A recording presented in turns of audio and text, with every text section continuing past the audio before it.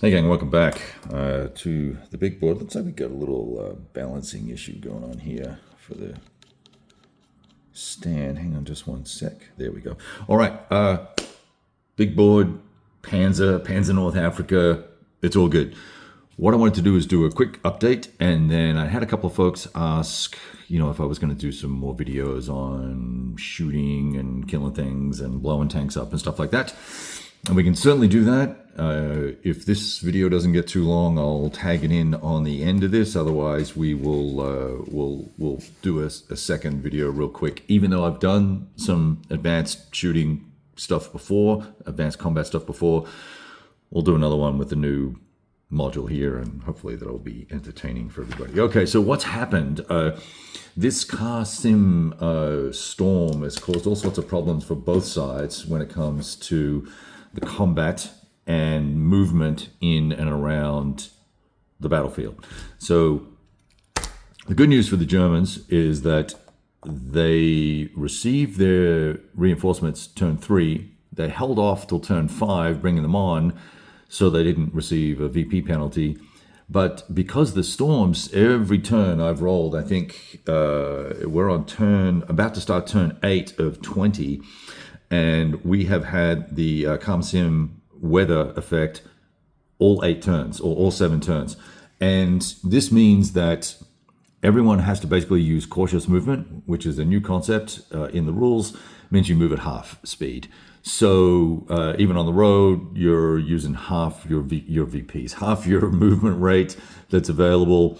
And then it affects targeting, and it affects something else as well. Targeting and your targeting and your spotting range, of course. So this is good for the Germans, except that it's taken a long time to get to the fight. We did move. Now where are they? These chaps here, and now this is where I should have kept a log, because one of these guys, I think it's this one. Let me see, 12. No, one of these guys is also a motorcycle dude. I think it's 23. Dang it! Now I'll have to look at my notes. I made a note somewhere of which ones were which, but. Moved the motorcycle guys up. They did a little recon here. We had a little firefight with a machine gun section. I brought up the half tracks, came up this way, and fired a whole bunch at it. Really difficult to hit, given the weather effect and the high defense for the rough terrain, plus the hasty defense effect. I combined those. I assume that was correct.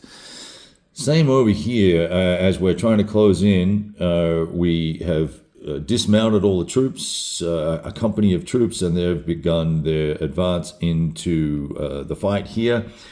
And we have since got these chaps suppressed, at least, and we've reduced this this platoon here, or this squad here, I should say. So this is actually a platoon, not a company. So we've got 3 squads. Platoon. So 2 platoons, which is the entire company, advancing to try and clear this. And they'll have to take out these mortars as well. That will then allow us to start pushing the armor through and in here. And of course, probably right at that time, now it's turn 8, turn 10, we start rolling for the Crusader 2s and the Grant 1 tanks to come and hit the battlefield. So I think we'll end up having a big old messy fight right over here. The chances of the ComSim weather go down as the game goes on. So as I look at it now, I'm thinking that I may want to push up my 88 millimeter guns, which I've got deployed back here. They have great range anyway, and I think they can pretty much nail most of the enemy elements on the map, even at range. So I'm not too worried about where they are, but I may load one up and just push it forward. I shouldn't have brought these guys on the road, because they have not. I should not have brought them on across open terrain. I should have brought them in on the road, where they can move faster. but I was a little wary. I wanted to get some Overwatch action here.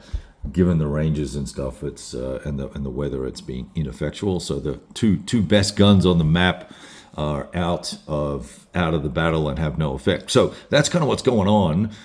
It's been I have not, so I'd never actually done a close assault before. So we did a close assault here that was cool and interesting. I think I'm a lot more comfortable now with infantry. We'll call it tactics, but also the mechanics around GP shooting, general purpose weapons fire. I've got a lot more comfortable with that. I've played more of the modern platform MBT system that I have, World War II stuff. So using these SPWs, these half tracks, it's pretty interesting. There's so many different variations to them with AT guns and machine guns and regular what am I trying to say here? Just like a regular cannon, right? As well. So it's been curious to me to see the difference between the different platforms. So there's one here, for instance, here, this guy, it's an 80 millimeter gun, right? And you've got to, let me just see if I can get that focused a little bit better.